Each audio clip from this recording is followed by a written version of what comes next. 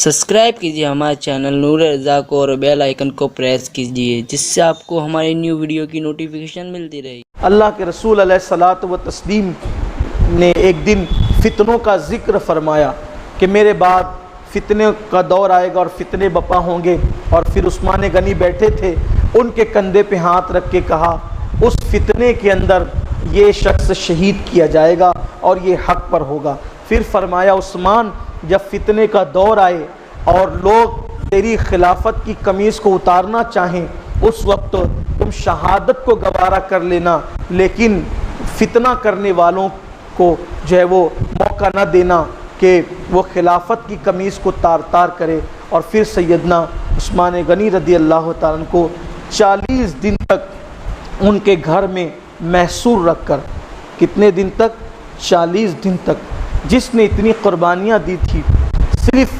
غلط فہمیوں کی بنیاد پر ایک ماحول کریٹ کیا گیا اور بلوائی یعنی باغی گروہ بلوائیوں نے 3000 کی تعداد میں، اور بھی تعداد بتائی جاتی ہے 3000 کی تعداد میں جو ہے وہ مدینہ منورہ میں جمع ہو کر باہر سے آ کر شورش کی، فتنہ بپا کیا، اور 40 دن تک حضرت عثمان غنی رضی اللہ عنہ کے گھر کا محاصرہ کیا۔ جن دنوں گھر میں پانی تھا، کھانا تھا، وہ تو رہا، لیکن بعد میں جب پانی ختم ہو گیا وہ عثمان غنی رضی اللہ تعالیٰ عنہ کے گھر میں پانی بھی پہنچانے نہ دیا، حتیٰ کہ حضرت سیدنا امام حسن اور امام حسین نے پانی پہنچانے کی کوشش کی تو ان کو بھی پانی لے جانے نہ دیا گیا، اور بھوکا پیاسا حضرت سیدنا عثمان غنی رضی اللہ تبارک و تعالیٰ عنہ کو شہید کر دیا گیا۔ اور حضور کی یہ پیشین گوئی اور غیب کی خبر لوگوں نے اپنے آنکھوں سے دیکھی کہ ذی الحجہ شریف کی 18 تاریخ تھی، حضرت سیدنا عثمان غنی رضی اللہ عنہ کو بھوکا پیاسا، بلکہ آپ اس دن روزے سے بھی تھے، آپ کو شہید کیا اس حالت میں کہ آپ قرآن مقدس کی تلاوت فرما رہے تھے، اور وہ خون جو ہے آپ کا جو قرآن مقدس پر پڑا، آپ کی اہلیہ جو ہے وہ جناب نائلہ جو تھی ان کی انگلیاں کاٹ دی، یہ سلوک کیا حضرت سیدنا عثمان غنی رضی اللہ تعالیٰ عنہ کے ساتھ۔ اللہ تبارک و تعالیٰ جو ہے وہ حضرت سیدنا عثمان غنی رضی اللہ تعالیٰ عنہ کے درجات کو بلند فرمائے۔ آپ کو مصلی پر آنے نہیں دیا گیا، اور جب آپ خطبہ دینے کے لیے ممبر پر کھڑے ہوئے تو آپ کے ہاتھ سے جو ہے وہ عصا لے لیا گیا، اور ایک بدبخت نے اس کو گھٹنے پہ رکھ کر معاذ اللہ توڑ دیا، اور پھر اس کی سزا قدرت نے اس کو یہ دی کہ اس کے گھٹنے میں ناسور پیدا ہوا اور تڑپ تڑپ کر وہ مر گیا۔ حضرت عثمان غنی کے چہرے پر بعض لوگوں نے تماچے لگائے اور حضرت عثمان غنی کو بہت بے دردی کے ساتھ انہوں نے شہید کیا، لیکن یہ ہمارے لیے درس عبرت ہے، اتنا سب کچھ ہونے کے بعد بھی حضرت عثمان غنی کی زبان پر نہ شکوہ تھا، نہ شکایت تھی، نہ ان کے لیے بد دعا تھی، نہ ان کے لیے دعائے ضرر تھی، یہ بڑا سانحہ تھا۔ اور اللہ تبارک و تعالیٰ میں صحابہ کے نقش قدم پر چلنے کی توفیق عطا فرمائے۔ اور یہ بھی آپ سے گزارش کرتا ہوں کہ یہ دور بڑا پرفتن اور بھیانک دور ہے، افراط و تفریط ہو رہی ہے، ہمارا کام بس اتنا ہے کہ ہم نہ افراط کریں نہ تفریط کریں۔ صحابہ اور اہل بیت ہمارے لیے دونوں قابل احترام اور قابل تعظیم ہیں، اور جن کا جتنا احترام کرنے کا اللہ کے رسول علیہ السلام نے حکم دیا ہم اتنا احترام کریں۔ یہ اہل سنت کی خصوصیت ہے کہ ہم ذی الحجہ میں حضرت عثمان غنی اور فاروق اعظم کی شہادت بیان کرتے ہیں، اور ماہ محرم شریف میں جو ہے وہ شہدائے کربلا کی شہادت بیان کرتے ہیں، لیکن ابھی کچھ لوگوں کا حال ایسا ہے کہ سب سوتے پڑے ہوئے ہیں۔ حضرت عثمان غنی کی شہادت کی تاریخ گزر جائے گی، کچھ نہیں ہوگا،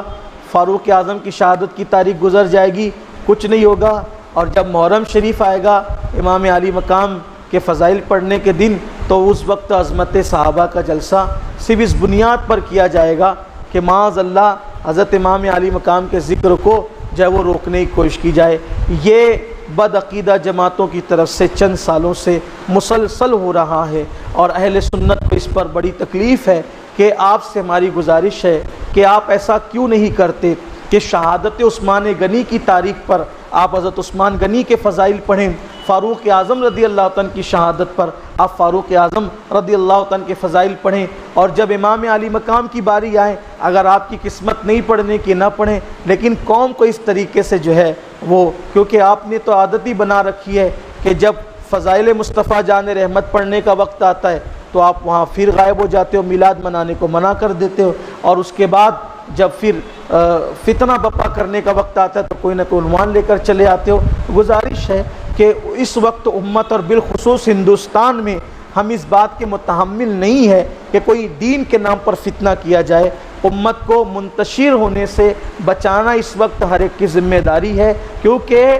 ہم جس دور سے ملک ہندوستان میں گزر رہے ہیں، ہماری بے پناہ ذمہ داری ہے کہ ہم ہر حتی الامکان فتنہ پروری سے بچے بھی، فتنہ پروری سے بچائیں بھی۔ جس بزرگ کا جب وقت آئے تو آپ اس بزرگ کا ذکر اس وقت کریں۔ عظمت صحابہ کا عنوان لا کر خام خواہ جو ہے وہ اہل بیت اطہار کی بے ادبی، گستاخی یا ان سے متعلق لوگوں کو بدگمان کرنے کی کوشش نہ کریں، ایسی میری گزارش ہے۔ اب بھی ان لوگوں کے لیے جو سوئے ہیں، 2 دن بچے ہوئے ہیں کہ وہ ابھی بھی عظمت صحابہ کا جلسہ کر سکتے ہیں، اور ان کے لیے کیا مشکل ہے کہ جب بغیر اعلان کے وہ جو ہے وہ 200-250 لوگ جمع کر ہی سکتے ہیں، تو اتنی سی میں اور زیادہ محفل بڑی کرنے کا اس وقت بھی نہیں ہے، تو یہ بھی آپ کر سکتے ہیں، کر لینا چاہیے۔ اور جب امام علی مقام کا وقت آئے تو ہم اس وقت بھی ذکر صحابہ کو منع نہیں کرتے، ہم ان دنوں بھی کرتے ہیں، لیکن ذکر حسین پاک کو روکنے کے لیے آپ یہ عنوان نہ لائیں،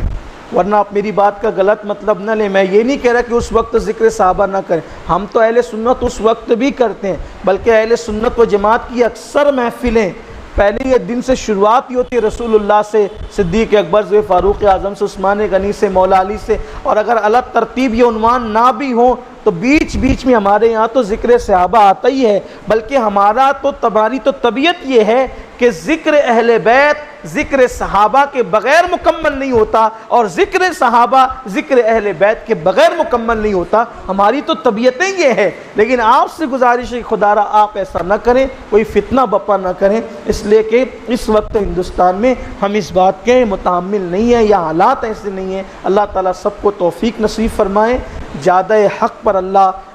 قائم رکھے، گفتگو کے درمیان اگر کوئی غلطی ہو تو اللہ معاف فرمائے۔ اہل سنت کا ہے بیڑا پار، اصحاب حضور نجم ہے اور ناؤ ہے، عطرت رسول اللہ کی۔